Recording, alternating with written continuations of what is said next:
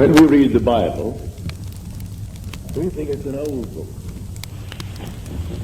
describing things that happened unnumbered years ago. As I tell you, it's contemporary.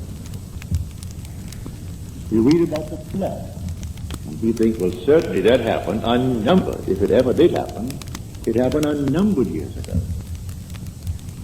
Well, this morning, as is my custom, I turned on the channel KFAC, that is a radio station. It plays through the day and night, 24 hours a day. Only lovely classical music, so you can read to that music. Only a few interruptions. On the hour, you get a 5-minute bulletin and weather report. But between 9 and 10, it's always a lovely piano recital, as it were. The great masterpieces played by great artists. And so I can sit down with my Bible and read as I listen to the music. And the one interruption that came today was an ad from the Herald Examiner. And they were advertising this paper as the one paper in our city that gives the facts, only facts, not embellished. No frills, just plain facts, all facts. That's why we should buy that paper, because it's simply filled with facts. Well, facts have overflowed the world like the flood. Man actually is drowned with facts, victimized by facts. It is in the imagination that everything lives, and not in its actuality, not in the fact.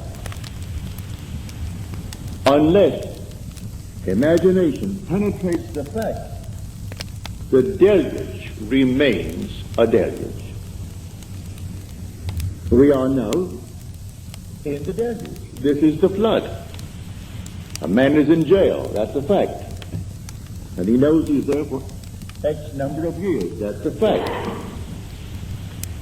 And he simply waits and hopes that in some strange way that he will get some early release from this confinement. He never uses his imagination, save in some violent way to get out, but to penetrate the fact. When in March of 1943, by using my imagination to penetrate the fact that I too was in prison in the army, but I didn't want any part of it. And so I simply penetrated the fact and saw myself in New York City in my own apartment with my family. And in 9 days, I was out honorably discharged in my apartment in New York City. So I wrote a friend of mine who was in the army. He was my age. He was a Freudian, a professional psychoanalyst. But Freud was his background. That was his schooling. And when I wrote him in detail exactly what I had done, I didn't mince matters. I told him exactly what I did. How as I simply physically slept on my little bed in the barracks. I imagined I was simply elsewhere, and the elsewhere was a definite spot in space, in New York City, in my apartment. And what I did, I could feel the bed, I could feel the things in my house. I went about feeling all the familiar objects in my apartment, and I gave them all the tones of reality and all sensory vividness to the best of my ability. And I touched everything, and it felt real. Then I went back to sleep, and then I told them exactly what happened to me that morning. And then 9 days later, I was honorably discharged by the same man that had disallowed my application. He didn't answer my letter. Because in New York City, he used to come to my meetings as a friend, because he was so convinced that the Freudian concept was true. But he said, I come to your meetings for this reason, Neville. We knew each other well. He'd come home for dinner, I'd go to his place for dinner, but he said, I come to your meetings because you turn my daily bread into the substance of fairy. I sort of like that, he said. But when I listen to you, I hold the chair and I put my feet right firmly on the ground to feel the reality and the profundity of things. You aren't going to take me away with you.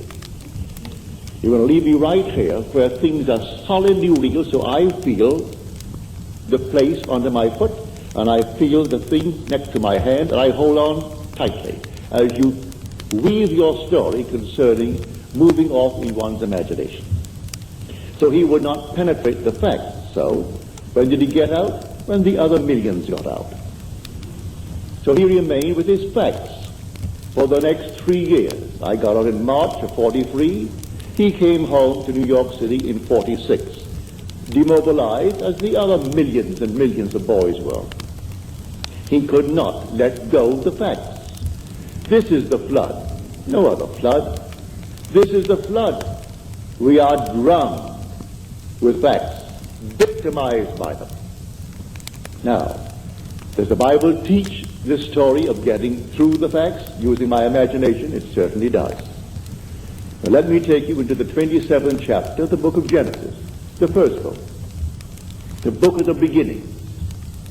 If you're not familiar with the story of Isaac and his 2 sons, they were twins. Let me just refresh your memory if you forgot. It is said in the story that Isaac had, that is, his wife had the 2 sons, Rebekah, but he was the father of the 2 sons, Esau and Jacob. It is said that Esau was a hairy one. He came out first, and then Jacob came out second, and he had no hair.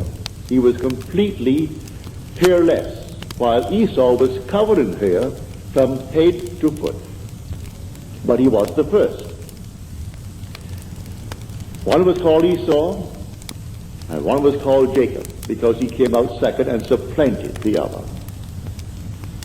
Now we are told that when the father Isaac was old, and his eye was dim so that he could not see, in other words, he was blind, he said to his son Esau, I cannot see, and my days are numbered. I want you to go into the fields and hunt, and bring me some well-prepared, tasty venison as I like it, savory venison. We are told that Rebekah, who loved her second son more than she did the first, overheard the conversation between Esau and his father. And then because she loved Jacob and wanted Jacob to get the blessing, for the father feels his days are numbered, and he must now give his blessing to one of his sons, and the first one must get it. So the mother told Jacob what she had heard, and then suggested that we take one of the kids from the flock, and we kill it, and take the skins of the kid and put it upon you, so that you will have the appearance of Esau. Esau thought otherwise. He said, suppose my father discovers it. Then Jacob said, suppose my father discovers it. And the mother said, leave that to me. It will be on my shoulder if he discovers it. And sent Jacob into the field to bring a kid. Well, he took that kid and brought it tastily prepared for his father. He came quickly into the presence of the father. And the father said to him, come near, that I may feel you, my son, whether you are my son Esau or not.